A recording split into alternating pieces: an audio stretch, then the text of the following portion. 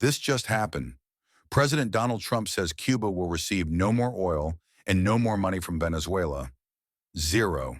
The statement instantly raised tensions across the region and triggered an immediate response from Havana. This move could reshape energy flows in the Caribbean, intensify pressure on Cuba's fragile economy, and signal a new phase of U.S. dominance in the Western Hemisphere. And this is not just about oil, it's about power, leverage, and control.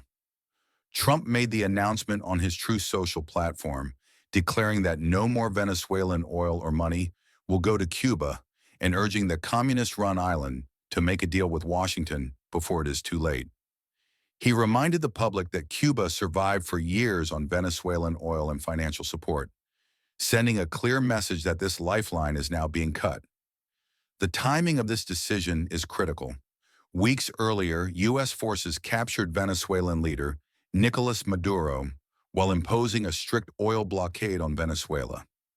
Since then, shipping data shows no Venezuelan oil cargoes departing for Cuba, marking a major disruption to the island's energy supply.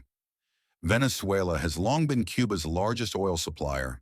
Last year alone, it sent around 26,500 barrels per day, covering roughly half of Cuba's oil deficit. With that supply now halted, Cuba faces immediate and severe consequences.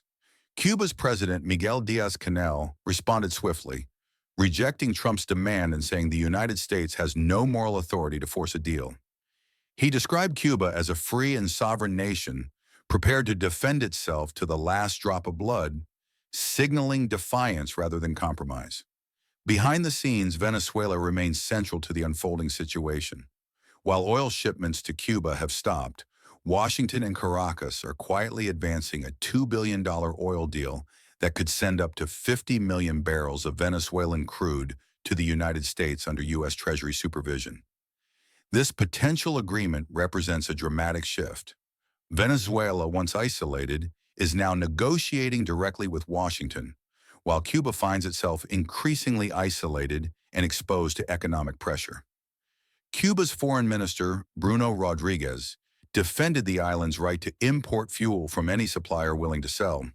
He denied that Cuba received financial compensation for security services abroad, even as the country acknowledged losses during the U.S. raid in Venezuela. Daily life in Cuba is already near a breaking point. Rolling blackouts, fuel shortages, food scarcity, and limited access to medicine have pushed many citizens to the edge. Even Havana struggles to keep the lights on as the economy slows further. These conditions have driven a record-breaking exodus from the island, primarily toward the United States over the past 5 years. Many Cubans say it is hard to imagine conditions getting worse, even as pressure continues to mount. As Venezuela's oil disappears, Mexico has emerged as a key alternative supplier. Mexican officials acknowledge their role has grown, but volumes remain limited and far from sufficient to replace Venezuela's lost supply.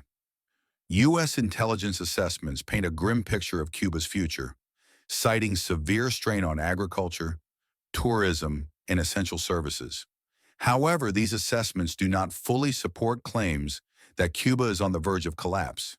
Energy shortages combined with sanctions and economic isolation could make governing increasingly difficult for Cuban leadership, raising uncertainty about how long the current system can endure under mounting pressure. This moment may define the region's next decade. Energy has become a tool of leverage, diplomacy is under strain, and every decision now carries regional consequences that extend far beyond Cuba. For now, escalation remains paused, but tensions are high. The balance is fragile, and the next move could come at any time. This story is still developing, and the world is watching closely.